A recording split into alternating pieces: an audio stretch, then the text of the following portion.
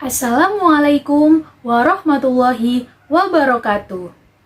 Halo everyone, perkenalkan nama saya Sahla Maftuha Hamada dengan NIM 2141104048084 dari jurusan Tadris Bahasa Inggris kelas 2C. Di sini saya akan menjelaskan salah satu materi dari kuliah saya, yaitu materi psikologi pendidikan, yaitu materi kesulitan belajar atau disleksia. Pada umumnya, kesulitan belajar merupakan suatu kondisi tertentu yang ditandai dengan adanya hambatan-hambatan dalam kegiatan mencapai suatu tujuan, sehingga memerlukan usaha yang lebih keras untuk dapat mengatasinya. Hambatan-hambatan tersebut mungkin dirasakan atau mungkin tidak dirasakan oleh siswa yang bersangkutan. Jenis hambatan ini dapat bersifat psikologis, sosiologis, dan fisiologis dalam keseluruhan proses belajar mengajar. Dapat dikatakan bahwa siswa yang mengalami kesulitan belajar akan mengalami hambatan dalam proses mencapai hasil belajarnya, sehingga prestasi yang dicapainya berada di bawah yang semestinya.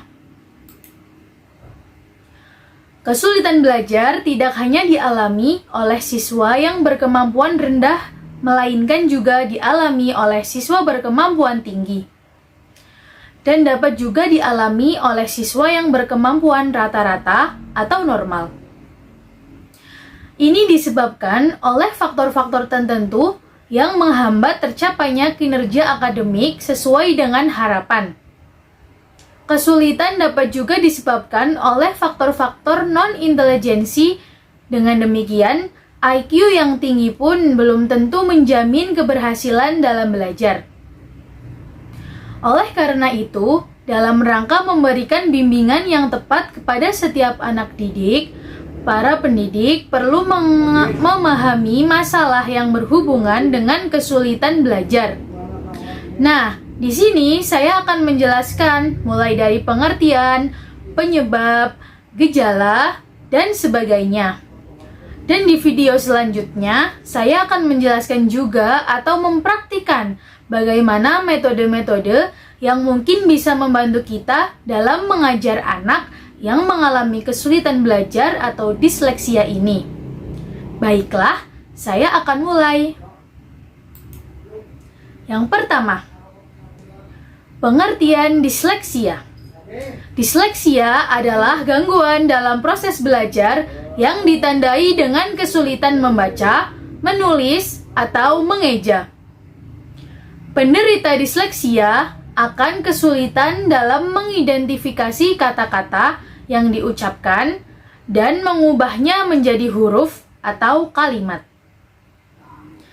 Disleksia ini tergolong gangguan saraf pada bagian otak yang memproses bahasa dan umumnya dapat dijumpai pada anak-anak usia 7-8 tahun. Tapi juga dapat terjadi pada orang-orang dewasa. Meskipun individu dengan disleksia kesulitan belajar ini, penyakit ini tidak memengaruhi tingkat kecerdasan seseorang. Selanjutnya yang kedua, yaitu tipe-tipe disleksia. Disleksia itu dibagi menjadi dua tipe. Yang pertama, development disleksia atau bawaan sejak lahir.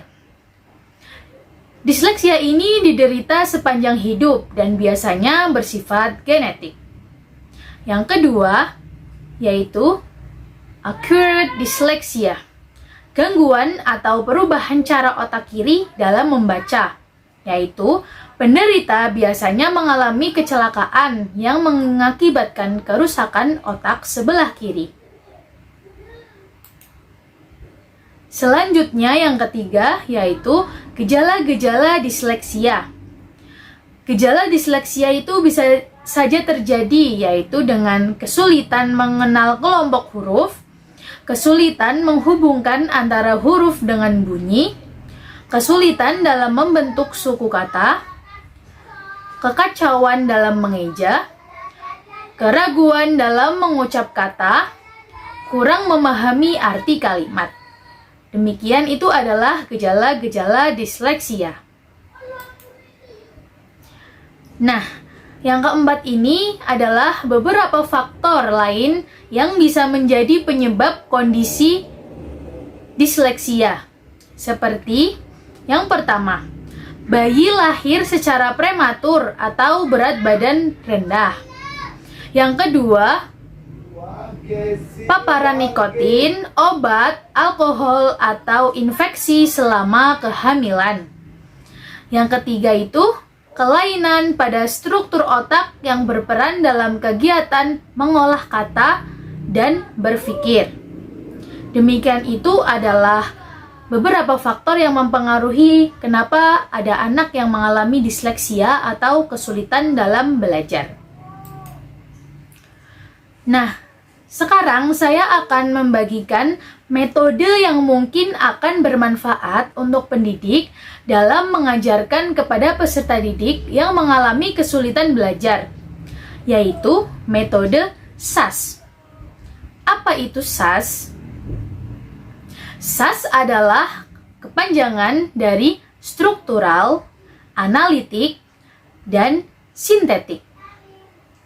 Apa itu struktural, analitik, dan sintetik? Itu adalah struktural, yang berarti menunjukkan atau menyampaikan satu kalimat secara utuh. Yang kedua ada analitik. Analitik yaitu membagi atau memisahkan kalimat tersebut menjadi beberapa kata, suku kata, dan bunyi huruf. Yang terakhir ada sintetik. Sintetik yaitu menggabungkan kembali beberapa kata, suku kata, dan bunyi huruf tadi menjadi satu kalimat utuh atau kembali kepada yang pertama tadi. Itulah metode SAS, teman-teman. Jadi metode SAS itu ada 3, yaitu struktural, analitik, dan sintetik. Baik, kita sudah berada di akhir video ini. Saya akan menyampaikan kesimpulan dari yang telah saya jelaskan kepada teman-teman semua.